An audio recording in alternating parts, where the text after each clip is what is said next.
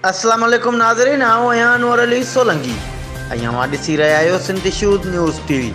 सिंध शूज़ news TV bulletin में अवां खे भलीकार ख़बरुनि जो सिलसिलो जारी। ख़बर शामिल कंदासीं नौशारो फिरोज़ जे ब्यूरो चीफ मंसूर मलिक जी।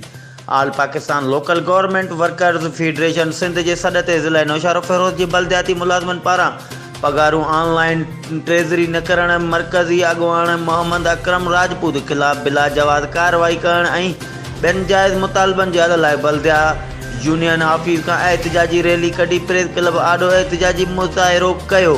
एहतिजाज में शामिल मुलाज़िमनि मुतालबनि जे हक़ में नारा हणी रहिया हुआ। उन मौक़े ते अॻुवाणनि किशन राजा, नवीद अली तगर, मौला बख्श शेख, इमरान अली राजपर, मंज़ूर मलिक, पीर अशरफ सलीम, लुंड जावेद शेख, महबूब शेख ऐं ॿियनि चयो त all Pakistan local government workers federation जो सूबाई जनरल सेक्रेटरी मोहम्मद अकरम राजपूत खे बलदियाती मुलाज़िमनि जूं पगारूं ऑनलाइन ट्रेज़री मां कराइण वारे मुतालबे रखण खां पोइ खेसि करप्ट कामोरा शाही पारां रूट करण वारे अमल जी पुरज़ोर मज़मत कयूं था। हिननि चयो त पगारूं ऑनलाइन न हुजण जे सबबि असांखे वक़्त सर पगारूं नथियूं मिलनि, जंहिं सबबि असां फ़ाक़ा कशी वारी ज़िंदगी गुज़ारे रहिया आहियूं। हिननि वधीक चिताव ॾींदे चयो त पगारूं ऑनलाइन करे मरकज़ी अॻुवाण ख़िलाफ़ कयल बिला जवाज़ कार्रवाई वापसि वरिती वञे। ॿी सूरत में 29 नवंबर ते सॼी सिंध अंदरि ॿुहारा छॾ हड़ताल कई वेंदी। ही हुयूं हिन वक़्त ताईं जूं अपडेट्स। वधीक ख़बरुनि ऐं अपडेट्स लाइ